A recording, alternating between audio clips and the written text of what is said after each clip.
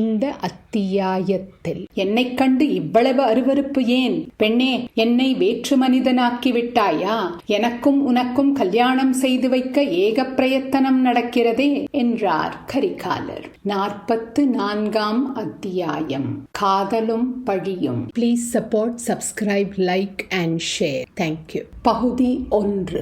இரு நண்பர்களும் மேற்கூறியவற்றையெல்லாம் திகிலுடன் பார்த்து கொண்டுதான் இருந்தார்கள். குதிரைகள் மீதிருந்து குதித்தார்கள். தண்ணீர் கரையோரம் பாய்ந்து வந்தார்கள். இதற்குள் சிறுத்தை தண்ணீரிலே சிறிது தூரம் சென்று விட்டது. அது மிதந்த விதத்தை பார்த்தால் அது ஒரு வழியாக பிராணனை விட்டுவிட்டது என்று தோன்றியது. பெண்மணிகள் இருவரும் புலியினால் எவ்வளவு காயப்படுத்தப்பட்டார்கள் என்பது ஒன்றும் தெரியவில்லை. இருவரும் தண்ணீரில் குதித்து பெண்மணிகளை நோக்கிச் சென்றார்கள். முதலில் வந்தியத்தேவன் மணிமேகலையை அணுகிச் சென்றான். ஏனெனில் நந்தினியை நெருங்குவதற்கு அவனுக்கு அச்சமாக இருந்தது. மணிமேகலைக்கு காயம் எதுவும் ஏற்படவில்லை. புலி விழுந்த வேகத்தில் அவளும் தண்ணீரில் விழுந்து மூழ்கியதில் சிறிது மூச்சு திணறியதைத் தவிர வேறொன்றும் அவளுக்கு நேரவில்லை. வந்தியத்தேவன் தன் அருகில் வருவதை பார்த்ததும் அவள் எல்லையில்லாத உள்ள கிளர்ச்சி அடைந்து கண்களை இறுக மூடிக்கொண்டாள். கரிகாலர் வந்தியத்தேவனுடைய கையை பிடித்து நிறுத்தி நந்தினியின் பக்கம் அனுப்பிவிட்டு தன்னை நோக்கி வருவதை அவள் அறியவில்லை. 2 கைகளினாலும் கரிகாலர் அவளை தூக்கி அணைத்துக் கொண்டு படித்துறைப்படிகளில் ஏறி மேலே போய்ச் சேர்ந்து தரையில் மெதுவாக அவளை வைக்கும் வரையில் கண்ணை விழித்து பார்க்கவில்லை. மூக்கில் சுவாசம் வருகிறதா என்று கரிகாலர் விரலை வைத்து பார்த்தபோதுதான் கண்களை மெல்ல மெல்ல திறந்தாள். திறக்கும் போதே வந்தியத்தேவனிடம் தன் கரை காணா காதலை தெரிவிக்கும் பொருட்டு அன்பும் ஆர்வமும் ததும்பிய நோக்குடன் பார்த்தாள்.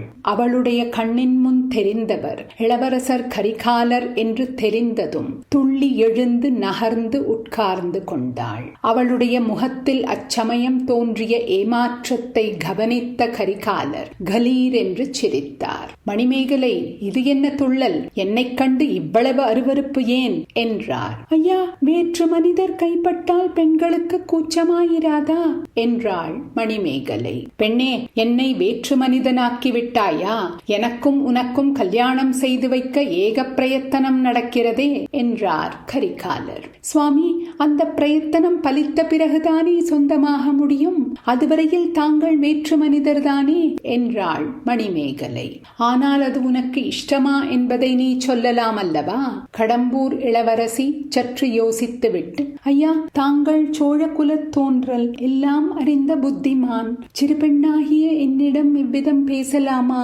என் தந்தையிடம் அல்லவா கேட்க வேண்டும் என்றாள். பெண்ணே, உன் தந்தை சம்மதித்தால் நீ சம்மதிப்பாயா? என் தந்தை சம்மதித்த பிறகு அவர் கேட்டால் சொல்லுவேன். தங்களிடம் இதை பற்றி பேசவே எனக்கு கூச்சமாக இருக்கிறது. புலி என்னை கொல்லாமலும் நான் தண்ணீரில் மூழ்கி போகாமலும் என்னை காப்பாற்றினீர்கள். அதனால் தங்களிடம் ஏற்பட்டுள்ள நன்றி காரணமாக இத்தனை நேரமும் பொறுமையாக இருக்கிறேன். கரிகாலன் சிரித்துவிட்டு, மணிமேகலை, நீ வெகு கெட்டிக்காரி, மிக அழுத்தமானவள். ஆனாலும் ஏமாந்து போனாய். அதற்காக என்னை ஏமாற்ற பார்க்க வேண்டாம் என்றார். ஐயா, இது என்ன வார்த்தை? தங்களை இந்த அரியா பெண் ஏமாற்றுவதா? எதற்காக? எந்த முறையில்? வீணாக ஏன் சுற்றி வளைத்து பேசுகிறாய்? எனக்கு பதிலாக வந்தியத்தேவன் உன்னை தூக்கி கொண்டு வந்து கரை சேர்த்திருந்தால் இவ்வளவு கடூரமாக பேசுவாயா?